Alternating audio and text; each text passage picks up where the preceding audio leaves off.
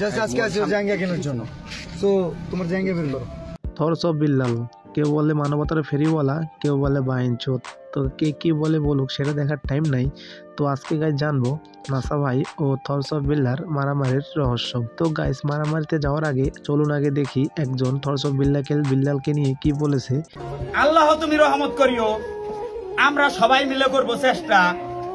7 দিনের টার্গেট দিছে, 7 দিনের মধ্যে পূরণ করব 10 লক্ষ টাকা ক্যাশটা। 32 ইঞ্চি বডি ভাইয়ের, 34 ইঞ্চি কলিজা।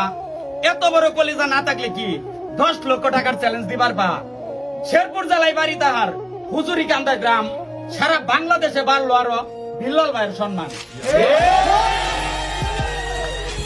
তো গাইস কেউ তাকে মানবতার ফেরিওয়ালা বলতেছে, আবার কেউ তাকে রাস্তাঘাটে গণধোলাই দিতেছে। তো আপনাদের কি মনে হয় এইখানে কে আছে আসল তথ্যে, থরস অফ বিল্লাল নাকি নাসা ভাই?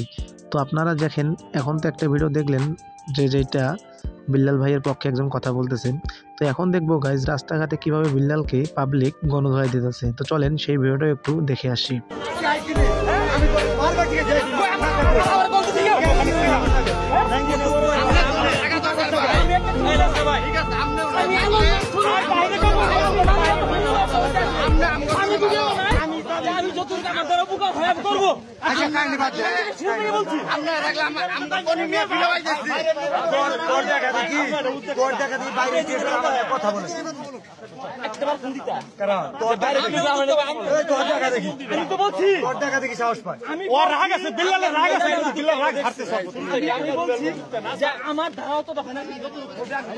তো গাইজ দেখতে পেলেন কিভাবে কথা বলতে বলতে থরস অফ বিল্লালের উপর আক্রমণ করা হলো এবং তাকে মারা হলো।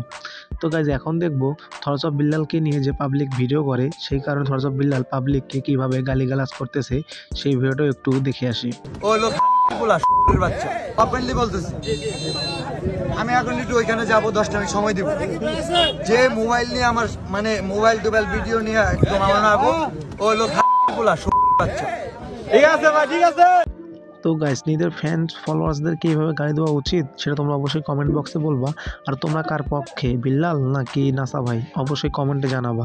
আর আমার চ্যানেলে এরকম ভিডিও পেতে অবশ্যই চ্যানেলটা সাবস্ক্রাইব করে পাশে থাকা বেল আইকনটি অবশ্যই প্রেস করে দিবা।